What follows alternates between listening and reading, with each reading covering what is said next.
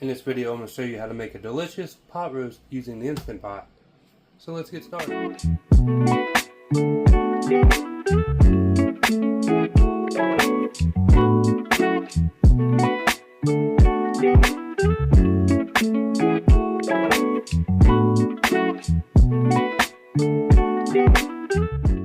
Alright, so like I said, we're going to make a pot roast dinner tonight. We're going to have potatoes and carrots with it.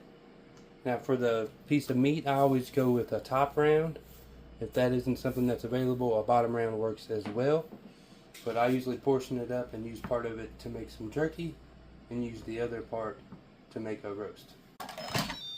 Alright, so the first thing we're going to do is get our seasoning mix made up.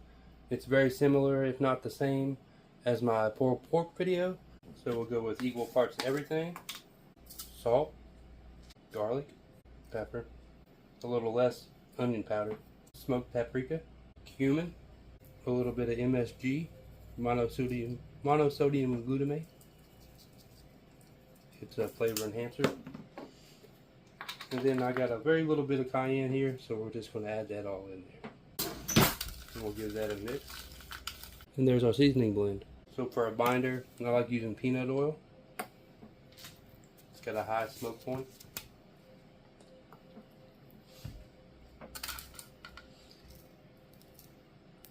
And we'll apply liberally.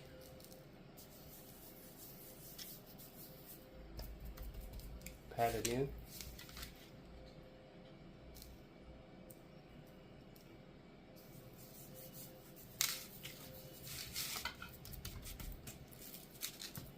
Make sure you get the sides as well. Alright, next up we're going to go to our pressure cooker. Put it on the saute setting. The time doesn't matter. We'll let that warm up. We're going to go in with a little bit more of that peanut oil in the bottom. And we'll let that come to temperature. Alright, now I think we're warmed up here. One way to check is get a little fingertips full of water and throw that in there. You know you're ready to go. So we'll get our roast, lay it down in there. You want to get a sear on all sides of it, because that not only does it lock in the flavor inside of that roast, but you'll get some additional flavor on the bottom of your Instant Pot, which when you add your water in here in a minute, will also add more flavor to it. It's called fond. That's the buildup on the bottom of the pan that you use to sear with. So we'll get that done and come back.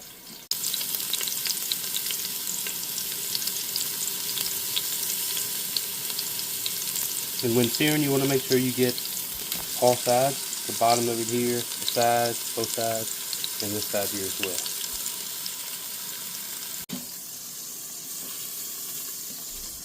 Alright, we got our beef seared. We'll set that to the side. Good timing, it just got hot. Now we'll cancel the saute and we'll go to, where's it at? We'll go to pressure cook. Put it at about 2.5 hours for the size of the meat that we had. Alright, 2.5 hours. Now in this next part you want a wooden spatula. We're going to pour in 2 cups of water. Ignore that, it's not burning. It's just the bowl gets hot when you sear it. So you want to take your wooden spatula and scrape off all those little bits that's stuck to it from searing your meat. See, look there, it already looks like a broth and we haven't even added anything other than water. Alright, then we're going to add in 3 bouillon cubes. It says 1 per cup, but I like a little extra flavor. So I add in 3, and then I'm going to take some of our leftover seasoning mix and dump about 2 teaspoons in there. You can mix that up and let those bouillon cubes, these are beef bouillon cubes by the way. You can use, already made chicken stock from Swanson or something like that, or a Better Than Bouillon paste. That works good as well. But these bouillon cubes here, they last for a long time, and they're easy. So let them completely dissolve before adding your meat back in. Alright, our broth is completely combined, so we'll add in our meat. Lay it down in there flat. Secure our lid, making sure to close the vent up here. And then we'll just let it go. And one important thing is do not touch that vent when it's done. Let the pressure release naturally, or it could make your meat tough. So just always remember that. Now, when we cook our vegetables, that won't matter, but when you're cooking the meat, it's very important. All right, and while we're waiting on that to cook, we're going to go ahead and get our vegetables ready. We're just going to rinse them off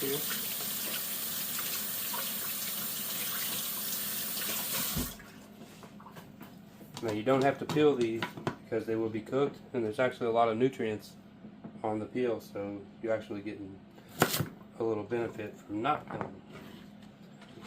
So we'll just cut these all up here. Get rid of the ends.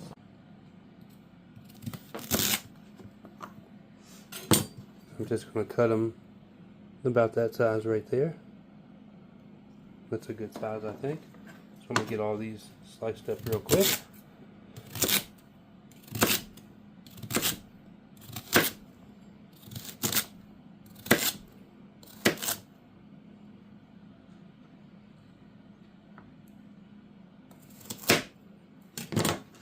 Alright, there's the carrots. Get these in a bowl.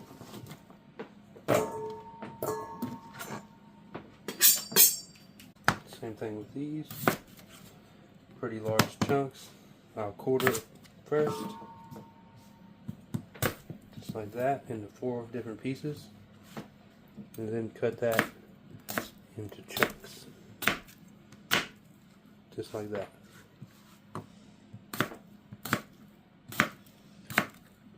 I'll leave the skin on, but you don't have to for potatoes. Some of them will come off during the cooking process. If you don't want to deal with that, then just peel them beforehand. But it's not something I'm worried about.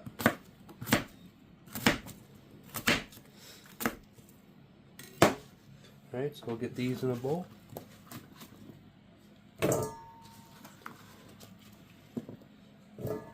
Alright, then since we got a while before we'll eat these, we're just going to fill this up with cold water. You can give them a little rinse first to get some of that starch out with the potatoes. Let's fill it up with water so everything is submerged, or else it will oxidize. But we're going to put this in the refrigerator until we're ready to throw them in the Instant Pot. Alright, we're done cooking, but like I said, you wait for that to natural release, which will take about 30 minutes, maybe 45 at most.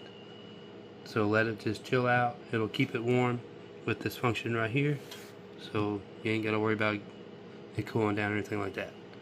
So just make sure you do not touch that pressure release valve. Alright, you see it's been chilling out for 31 minutes, so let's see if we release the pressure, if it's all gone. There's still a little bit on there. So we're going to wait a few more minutes. Alright, it's been a couple more minutes. Let's try her now. Oh yeah, now we're much better off. You see, even though it's been 40 minutes, it's still very hot. Okay, let's get our meat out of there. Oh yeah, it's pretty tender when just the tongs can spread it apart. Alright, let me get a ladle.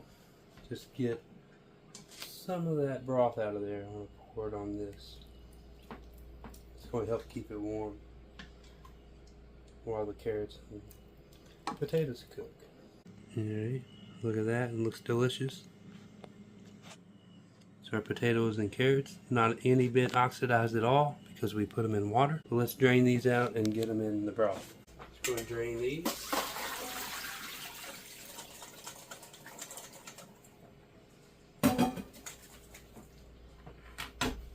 And let's get them in there to cook.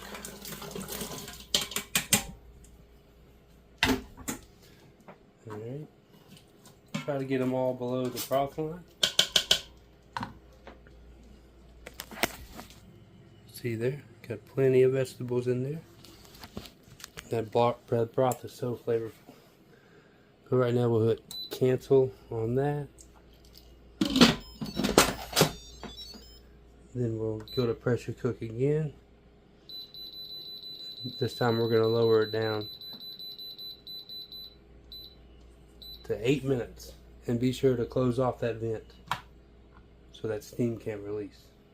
Alright, I broke this up into little pieces while it's still warm. Let's mix it up in a little bit of that broth.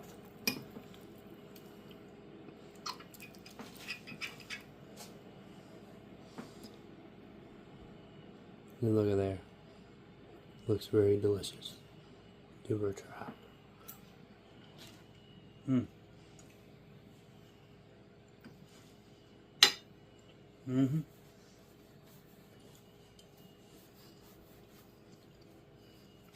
Pretty good. Now we'll just wait with the carrots and potatoes. Alright, there we see it's done. So we'll hit cancel and immediately let out that pressure.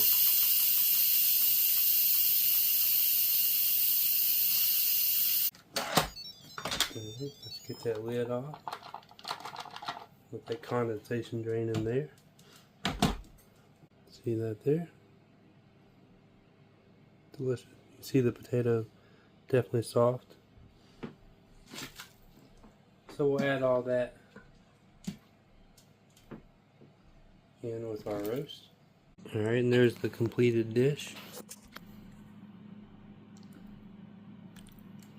The carrots are, I like them just slightly firm. These are perfect.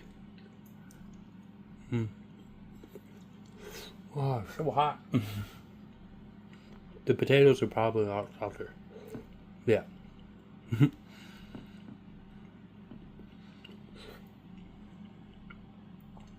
So really, if you wanted to, you could probably cook these potatoes for like 6 minutes separately.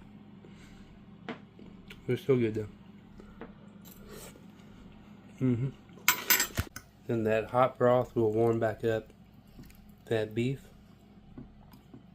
So you just let that sit there for a few minutes. And it'll be ready to eat for everybody. And that's what I was saying about some of the potato skins might come off. That's alright, I'll still eat them. There. Nice and tender. Just falls apart.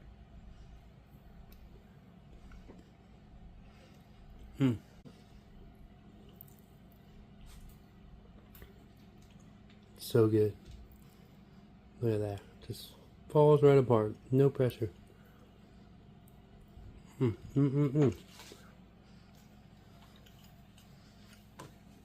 it's so good. As good as the beef is. Usually my favorite part is the carrots. And if you want to take this dish even further, you could take some of the broth. You take 1 cup of the broth and add it to a tablespoon of flour and a tablespoon of butter to make gravy, which I have a video on my channel. You can go check out to learn how to do that. But that will make turn this broth into a thicker gravy that's even more flavorful. You add a little Worcestershire sauce in there. So that's something you can consider doing to elevate the dish a little bit more. Alright, with that being said, I want to thank you guys for watching this video. Be sure to hit like if you enjoyed it, subscribe to my YouTube channel, and remember, keep on cooking.